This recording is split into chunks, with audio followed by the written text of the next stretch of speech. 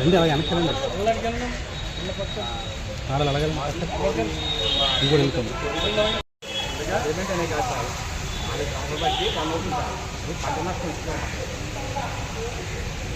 పంట నష్టం వస్తుంటే మేము అద్దెలు పెట్టి ఇస్తాం. వచ్చిన తర్వాత రేట్ అవుతుందంటే ఈ సంవత్సరం వేరే వాళ్ళకి ఇస్తారు. వేరే వాళ్ళు ఇచ్చారు తీసుకొచ్చి ఇక్కడ చేస్తున్నాం. పేపర్లో వచ్చింది. భూములు భూములు ఉన్నాయి కానీ దూరంలో ఉన్నాయి సార్. మైండ్స్ వచ్చారండి మొన్న పోలీస్ డిపార్ట్మెంట్ నుంచి కూడా ఫోన్ చేశారండి. ఫోన్ చేశారు, వెయిట్ చేశారు సార్. మొత్తం డిపార్ట్మెంట్ మొత్తం నాకు వెయిట్ చేశారు. రాలేదు ఎస్సీ గారు కూడా ఉన్నారు సార్. సార్ ఒకసారి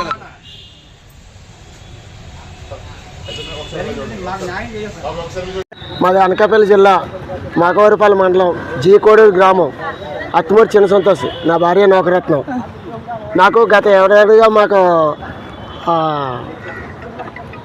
ఎరకనపాలెం భూముల్లోనే మా వెంకటాపురం జీకోడూరుకి సంబంధించి మాకు వ్యవసాయ రంగంలో భూములు ఇచ్చారు సార్.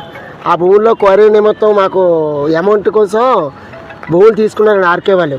తీసుకొని క్వారీ కోసం నిమిత్తం నడిపారండి. ఇప్పటి వరకు నడిపించి మాకు దాంట్లోనే గుంతల కింద వేసేసి మీ భూమి ఎలా ఉందో అలాగే మాకు అప్పచెప్తామని చెప్పేసి 5 సంవత్సరాల్లో మొత్తం నీట్గా దాన్ని చేసిస్తామని చెప్పేసి మాకు ఆ భూములు తీసుకోవడం జరిగిందండి. మాకు అమౌంట్ ఇవ్వడం జరిగిందండి. వాళ్ళు అమౌంట్ సరిగా మాకు అందలేదండి.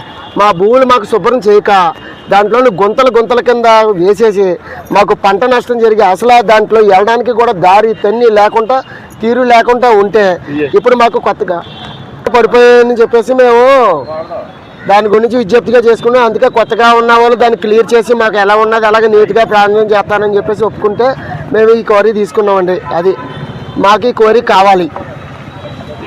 అనకాపల్లి జిల్లా మాకూరుపల్లి మండలం జీకోడూరు గ్రామ కార్పొరేషన్ సార్. మేము మాకు గవర్నమెంట్ వారు 1982లో మా భూమి ఇవ్వడం జరిగింది. దాన్ని మేము సాగు చేసుకుంటూ జీవనోపాధి చేసుకుంటున్నాం. ఈలోగా 2020లో మాకు క్వారీ పడడం వాళ్ళు యాజమాన్యం వచ్చి మమ్మల్ని కలిశారండి. మా భూముల దగ్గరకు వచ్చి మీ భూములు కొంచెం మాకు అవసరమై ఉన్నది ఇస్తారని చెప్పేసి అడగడం జరిగింది. అంటే మేము వాడుకోవడానికి కాదు, కోరి పెట్టుకుంటున్నాం. ఏ రాయ రప్ప రాకుండా మేము మీ దాన్ని జాగ్రత్తగా చేసి చూసుకొని మేము ఇస్తాము. మీ ఫలసాయంగా మమ్మల్ని కొంత మీకు వచ్చిన ఫలసం మేము ఇస్తామని చెప్పేసి అన్నది. దానికి అంగీకరింపడి ఆ రోజున మేము ఆర్కేసీ వారికి మేము భూమిని ఇవ్వడం జరిగింది సార్. కోరి ఇప్పటి వరకు రన్ చేశారు. ఈ మధ్యకాలంలో మరి వారికి ఏమైందో ఆ కోరి వారు ఆపేసుకున్నారు. వేరొకరికి వచ్చిందని సార్. వాళ్ళు వచ్చి ఇప్పుడు మళ్ళీ రన్ చేస్తున్నారు. మా దాంట్లో కొద్ది రద్దు అయిపోయి భూమి అంతా కూడా రాయ రప్పలతో కప్పేసి చేశారు ఆర్కేసీ వారు. వారు తీయమని చెప్పేసి మేము అడిగితే వారు ఎటు విధంగా స్పందన లేదు సార్. మాకు ఇప్పుడు కొత్త వారు వచ్చి అదన్నీ మేము తీయించి చేసి మేము ఏర్పాటు చేస్తామని చెప్పేసి వారు మాట్లాడడం జరిగింది. దాని మీద మేము మళ్ళీ వారికి మేము అంగీకారం పడ్డాం సార్. వారు కోరి నడపాలని మేము ఆశపడుతున్నాం. కొంతమంది నడపవద్దని చెప్పేసి మేము ఈ కోరిక తిన్నంగా ఉన్న భూములన్నీ కూడా తలవటాలుగా మేము అందరం కూడా 13 మంది వాటాదారులు ఉన్నాం. మేమందరం కూడా అంగీకారం పడి ఇచ్చాము. అయితే దానికి 2-3 వాళ్ళు ఎక్కడో కింద ఉన్నటువంటి భూములు వాళ్ళు అబ్జెక్షన్ చేసి కోరి ఆపాలి చేయాలని చెప్పేసి వారు అంటున్నారు. మరి కోరి ఆపితే మేము నష్టపోయేది మేము. మా భూమిలో శుభ్రం అంతా పాడైపోయి ఉన్నాయి మేము. కాబట్టి మరి ఎట్టి పరిస్థితులకు కోరి ఆకుండా మాకు ఆ కోరి రన్ అయినప్పుడే మళ్ళీ మరి మాకు బాగుంటుందని చెప్పేసి మేము ఆశిస్తూ కోరి రన్ అవ్వాలని మేము ఆశపడి తమకు మనవి చేసుకుంటున్నాం. డబ్బులు ఇచ్చిన తర్వాత మీరు అలాగే అనకండి, మాకు లెవెల్ చేసి శుభ్రం చేసి ఇస్తాం. 7 సంవత్సరాలకి 7 సంవత్సరాలు పోయిన తర్వాత మీకు ఎలాగున్న భూమి అలాగే ఇచ్చేస్తామండి అని చెప్పారండి. చెప్పిన తర్వాత మళ్ళీ ఇలాగ ఈ సంవత్సరం లేట్ అయిపోయిందండి డబ్బులు ఇవ్వడం. లేట్ అయిపోతే ఇంకొక సార్ వచ్చి మీకు డబ్బులు ఇచ్చేస్తాము ఆ సారు మరి ఇలాగ చెప్పాడు అనేసి ఇచ్చారండి.